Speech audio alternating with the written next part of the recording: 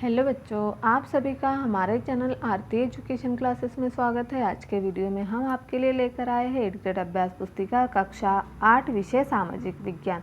तो आइए बच्चों, हम देखते हैं कक्षा 8 विषय सामाजिक विज्ञान के लिए प्रश्न नंबर जो दिए हुए हैं अध्याय 4 8th ग्रेड अभ्यास पुस्तिका। तो यह जो 8th ग्रेड अभ्यास पुस्तिका है यह हमारे वार्षिक परीक्षा के लिए बहुत ही महत्वपूर्ण है। इसी में से हमारे वार्षिक परीक्षा में प्रश्नोत्तर पूछे जाएंगे।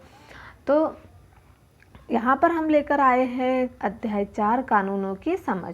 प्रश्न नंबर 1 है, अमेरिका में 1964 में पारित नागरिक अधिकार कानून में क्या प्रावधान किए गए।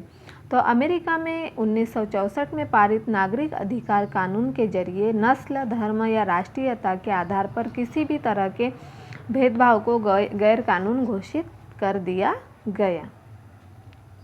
अमेरिका में जो 1964 में पारित नागरिक अधिकार कानून जो हुआ था उसके जरिए नस्ल, धर्म या राष्ट्रीयता के आधार पर किसी भी तरह के भेदभाव को गैर कानूनी घोषित कर दिया गया। फिर है प्रश्न नंबर 2, संसद द्वारा पारित कानून को कौन रद्द कर सकता है।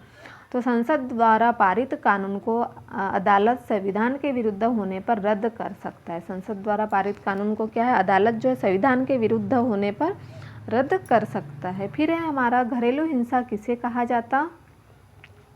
तो जब परिवार का कोई पुरुष सदस्य आमतौर पर पति घर की किसी औरत आमतौर पर पत्नी के साथ मारपीट करता है, उसे चोट पहुंचाता है या मारपीट अथवा चोट की धमकी देता है तो सामान्यतः इसे घरेलू हिंसा कहा जाता है। उसके बाद देखेंगे बच्चों हम प्रश्न नंबर 4, घरेलू हिंसा महिला सुरक्षा कानून किस सन से लागू हुआ। तो घरेलू हिंसा महिला सुरक्षा कानून 2006 से लागू हुआ। कब से लागू हुआ यह, सन 2006 से। उसके बाद हमारा प्रश्न नंबर 5 है, हिंसा का शिकार महिलाओं को नए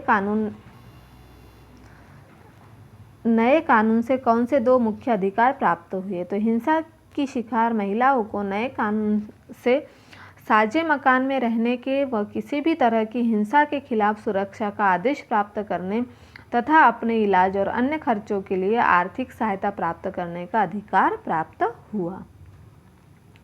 फिर है हमारा प्रश्न नंबर 6, किसी अलोकप्रिय कानून का विरोध करने के क्या क्या तरीके हो सकते हैं। तो किसी अलोकप्रिय कानून का विरोध करने के निम्नलिखित तरीके हो सकते हैं, आलोचना करके, जनसभा करके, अखबारों में लेख लिखकर, टीवी चैनलों में रिपोर्ट भेज सकते हैं। किसी अलोकप्रिय कानून का विरोध करने के निम्नलिखित तरीके हो सकते हैं, जैसे आलोचना करके, जनसभा करके, अखबारों में लेख लिखकर, टीवी चैनलों में रिपोर्ट हम भेज सकते हैं। फिर है प्रश्न नंबर 7, लोगों को हिस्सेदारी और उत्साह से जुड़ने का संसद पर क्या प्रभाव पड़ता है। तो लोगों को हिस्सेदारी और उत्साह से जुड़ने का संसद पर सकारात्मक प्रभाव पड़ता है, जिससे संसद को अपना काम सही ढंग से करने में मदद मिलती है। उसके बाद हम देखेंगे प्रश्न नंबर 8, भारतीय राष्ट्रवादी खेमा अंग्रेजों को किन कानूनों का विरोध करता था।